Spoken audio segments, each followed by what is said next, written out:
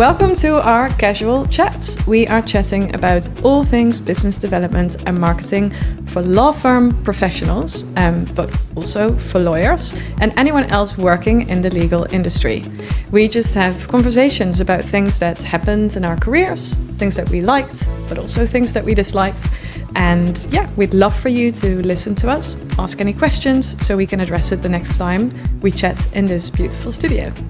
I'm really excited because this is the opportunity for us to share our experiences, but also to have fun, to talk about our careers and probably share some advice that can be inspirational for others, and also talk about when things were not so comfortable. I'm sure that all of these things will resonate a lot with our audience. And I remember when I started my career, it was really important to be able to hear from others. When you're not too sure, am I doing this correctly? What are others thinking about it? Well, I guess this is our way of giving back to our own community and say right, everything is okay. We've been through all of this. Just sit and enjoy our conversation. Exactly that. Great. Right, so I wanted to share a few of my experiences and have a chat with you on how you show value, because, working in law firms, you come in as pretty much an outsider because it's still very much seen as a place where lawyers come together, and then you come in as this, I hate the term, I will never ever say it again, but non-lawyer.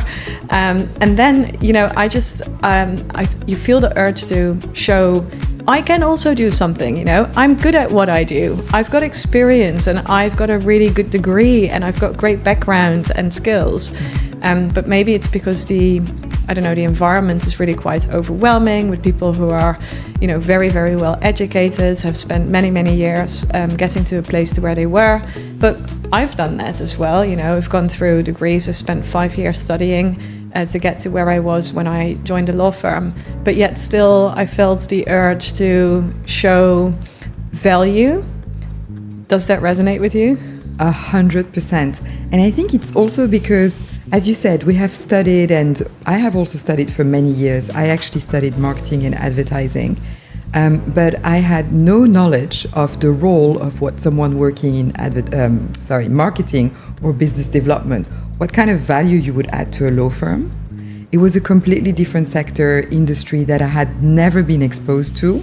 So once I joined, I knew that I was surrounded by those very intelligent people who knew exactly what they were doing, and I didn't even know of the function. So what am I doing here? How can I really help you? What channels of communications do you usually use? How do I speak to your clients? You talk about very serious topics. In marketing, of course, it's important to think strategically about how you approach your audience, how you can convert leads into actual revenue. But how do you do that at a law firm?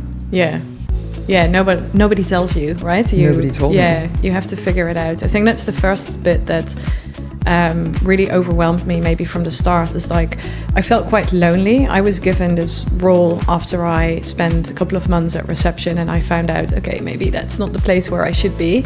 And then I got this remit to set up a BD and marketing function for a law firm back in the Netherlands, which was a really great journey. But I felt quite lonely, at the time, because I was figuring things out by myself. Mm-hmm. And I think the time when I left the firm, I was in desperate need of some benchmarking or, some reference, someone telling me, oh, Barbara, you've been doing, a good job, or no, you should have done things slightly differently, or you took this way to get there, but you could have also taken this way and it might have gotten you there a lot quicker. I didn't have that reference. I was working very closely with the partners, but they also didn't have that reference because they haven't worked with that function before. So it was very new to everyone. And I was basically just, in all honesty, maybe freestyling my way through, right? Just using a lot of common sense. Would this work? Yeah, I think it would. That makes sense. Yeah, let's do it. And then from there on, try to have a more sort of structured approach. I know you started with a firm that was very well established, so you may have had more frame of reference. Yes, absolutely. But wait a second, because I know you're very humble about your experience, but I mean, going from reception and being a receptionist to actually setting up the BD and marketing function, it means that you must have done something to get noticed behind that reception desk. You must have been engaging with partners, building connections, be able to demonstrate that the function was something that you could be setting up, that you would be capable of, adding value to the firm. How did you do it? What happened? Yeah. Well, I mean, it's on the point of value, I suppose, is where I really felt, obviously, I just came from my studies. I did a master's degree, and then, I needed a job. It wasn't the right time. I did hospitality management, and I did a Master of Science in Barcelona. I came back, and then my idea was to be in management of the hotel industry. That was sort of like the scenario that I had in mind. But in the place where I lived, there weren't too many hotels, and it was like 2010. Not the best place to start in the hospitality sector. So I couldn't find anything that was so appealing to me. And I was in a relationship, so it wasn't really an option at the time to think broader than where I was for that time, because I had traveled a lot during my studies, lived in New York, in Barcelona, in Vienna, in Bruges, and then I was like, okay, let's just stay put and build something in this place with my partner at the time. And I think when I was at a reception desk, I learned a lot, because this was my first entry into a law firm. I'd never been there before. I thought, a reception desk in a hotel versus reception. I've done that for my internships like a million times over. So, and as a side job, when I did my studies in the Netherlands, I was like, sure, I can do this, like with my eyes closed, at least as a good starting point. But I can't help myself. I'm very ambitious. So I think it was just the urge within me to say, okay, well, this is not for me. I can look elsewhere, but at the same time, I'm not going to keep quiet. Like, I see so many opportunities and things that I hear from partners, and the reception desk was positioned just in front of the lunchroom. So I was picking up loads of conversations from people, behind that little small wall that were happening around the firm, around where they wanted to go, around growth projections, etc. So, I think it was just really interesting time for me to step in and say, and be vocal about it. Like, you know me by now. I do not necessarily hold back. I did, I think, along my career, be able to apply a bit of a filter to what I would say. At the time I was 21. I just stood up and said, look, I think we can do things differently. It was picked up by the managing partner, who's like, I heard you had really interesting ideas. Why don't we have a chat? Then they let me work with the board for quite some time. So I was supporting them. I got all the ins and outs of the workings of the firm. I heard all the stories that were just happening at the backside of sort of like the law firm operations, the things that you may not always want to hear, but you do hear. But it just helps you to paint a bigger picture of the whole organization, I suppose. And then after a couple of months, I think we decided we were ready. I did a presentation in front of partners about my plans and ideas and what I thought it should look like and what we could be doing. But this was all based on, obviously my background in studies and common sense. But in order to add value, you also need to have the guts, right? You need to just feel strong within yourself and feel like, I am here and I can actually add value. I don't have to wait for the moment for someone to tell me that, to say, oh, Barbara, can you please come and do that? It's never been like that in my career. No one has ever presented anything to me on a silver platter.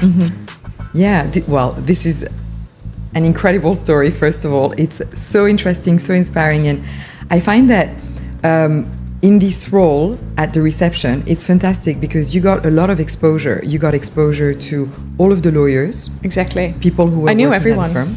Everyone knew me. Yeah. And everyone had to say hello when they arrived in the morning. Yeah. And the clients, of course. You see the clients. Like, I recognized every single one of them. So the interesting thing is that it probably demystified a little bit who the clients of the firm were. Yeah. And it made the entire ecosystem of the firm a lot more approachable. Yeah, I think I learned, I'm not suggesting that I might have learned quicker about sort of like the firm and the types of clients, but when you are front facing and you actually see them come in. And this was at a time where clients would come into the office, right? There was no virtual calls. So I was exposed to everyone all the time.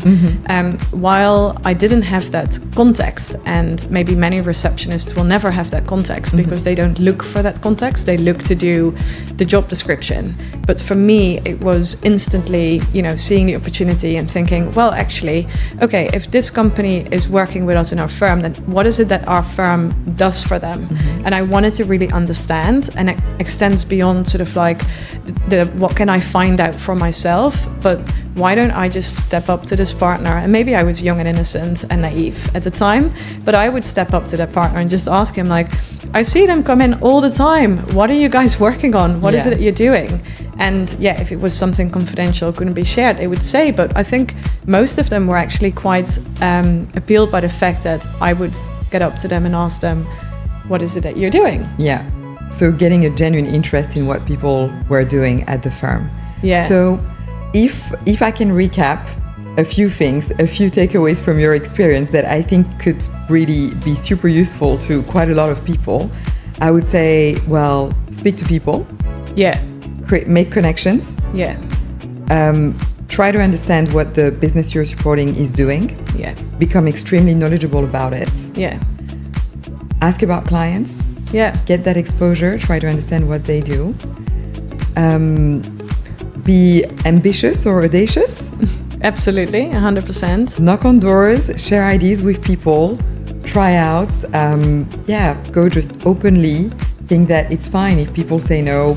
They will say no, but most of the time it's likely that they will say yes. Actually, they will be interested in hearing what you have to say. Correct. And be consistent in what you do. Yeah, and be in control is what I would add. Like, no one else is going to do it for you. Yes. You have to do it yourself. Okay. And you have to show the value. And we bring a lot of value, right? Yeah. You have to bring that value, know the value that you bring to the firm, and then actually do it. Yeah. That's the key. Wow, that's really, this is super interesting. My experience was a little bit different. So I joined an international law firm in London many years ago now, and I initially joined for a 3-month contract because this firm was going through a rebrand project.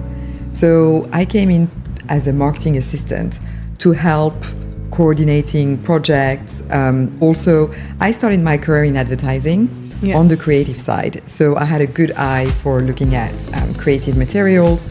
I was very good at building libraries, etc. And, in a brand project, it's very important to keep track of what materials we're producing, how we're working with the creative agency, how is this information being communicated internally. So I was there to connect the dots, really. But I was really shy and I wasn't sure I was doing a good job. Sounds like such an interesting project as well. It was, really was. And I have to say, it had different folds. So I was exposed to a client survey that the firm had launched. And it was really good because immediately I could get to see what clients were thinking about the firm. Yeah. It's not that I was applying that knowledge immediately into what I was doing, but I was exposed to it. Yeah. So suddenly you understand what the firm is trying to say, because these were the questions that they were asking clients, and you could see the performance of the firm as well in those areas. So in my mind, being very shy, always wanting to do well, I was like, right, okay, so this could be a quick win. This could be a quick win. So really good context. Yeah. And then, I would need to coordinate. So the first thing I would do was to approach people and say like, hello, I need to introduce myself. I don't mean to bother you, but I'm here to help you with this and that. Please give me feedback if I'm not doing it well. And I will be in touch with you. And I would consistently follow up. Yeah. I always made a point of doing what I said I was going to do. Yeah. I was not shy of sending too many emails, and I appreciate sometimes it's this is ideal. crucial. What you say here is so important, because I think a lot of people are a bit like shy around it, or feel like, oh, but I shouldn't be disturbing them because they're so busy. No, I mean, look, everyone is busy, right? But you need to get it right. Absolutely. And you'll be told, like, just do it until someone tells you, Jeanne-Sophie, you're now super annoying. Stop it. Or you would get a sense of it receiving a bit of an email saying like, hold on, push back, calm down. Yeah, exactly. But until that point, I'm a big believer of that principle in general. Like, you just do until you're told not to do it, because otherwise you're not moving anything forward, right? You can't just sit there and hold back and then think, Absolutely. And I think whether you are in a junior position or a more senior role, it's really important that people can build that trust with you by seeing that you will always be delivering. Yeah. I think this was key for me. So they could see the value there of me, knowing what I was doing, keeping track on projects and being useful. Yeah. So that really helped. And then as you build trust... And be available, I suppose. 100%, yeah. Of course. And when you're in a coordinating role, I mean, this is quite key, right? Because this is your job, basically. You need to be available. Absolutely. You need to answer questions. And then slowly, as you build this, well, people will come and ask you different things. And then because you have this overview as well on the team's activities, you're able to quickly build reports, for example, and say like, right, we were able to do this and we did it well. You build conversations with people. They will openly ask you, what are you interested in your role? Yeah. What would you like to do more at the firm? And you start speaking with lawyers. You share your experience coming from a different industry, for example. They ask for ideas. And all of this, starts building this trust, and you start identifying areas where you could be adding value. So I think this is where I really started finding my niche at law firms. And then, I moved on with my career. When I was at more senior roles, though, it was a little bit different. So you coordinate larger teams. I'm thinking about a role I had more recently at an international law firm here in the Middle East, where I was supporting 2 practice areas. So you work at a more senior position, and you work on more, I don't want to say more important because it's not true, but I want to say crucial elements of the touch points that you would be having with clients. So I'm thinking about proposal documents, or you would prepare events, for example. Yeah, and they're time bound, right? So absolutely, there's more urgency maybe with the tasks that you would do. Absolutely, and there's also more financial investment. Yeah, because if you're preparing a proposal, it's 2 hours of that partner that he's investing in preparing that document. Yeah, and it's the same with events. Yeah. So there's a sensitivity around it that is a little bit different. And so how do you come into this conversation and be able to demonstrate that you, as a BD and marketing professional, you're actually adding value to what you are preparing for clients? Yeah. And I think it's really important to have conversations with lawyers where you keep in sight that your ultimate clients are the clients of the firm. Yeah. It's important to work and support the teams you're working for. It's important to work for the entire firm and trying to achieve the ambition of the firm. But ultimately, your client is the client of the firm. Yeah, absolutely. Something that we lose sight of, I think, a lot. Yes. Not only us, but definitely also lawyers. Yeah. But the outside-in view that we talk about a lot, right, is so important to keep in mind. I like what you said when you were... I see a lot of differences between the time when you were junior, just stepping into law firms, and your openness and being available and asking questions and following up, being very diligent in your approach, to when you are maturing in your role and you become more senior, where I hear you say, you still keep those elements. And I see this in your work ethic. Now I work with you very closely, like it's still the same.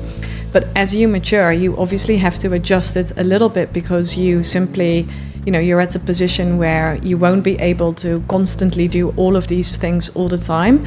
And I think we will talk about this as a separate topic, about sort of like challenging and pushing back, but in a positive way. It's not meant to be negative to say no, because you're right.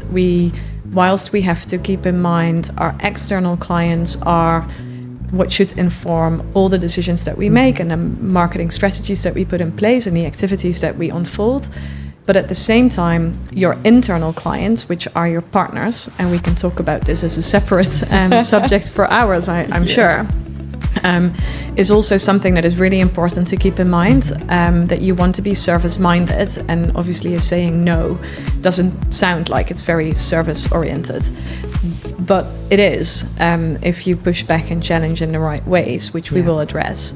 But you've always kept that going for you, and I think that's what identified you and made you move quite quick up the ladder and excel your career across different firms, because you've had that attitude. And I know as well from my experience, it's something that is liked a lot.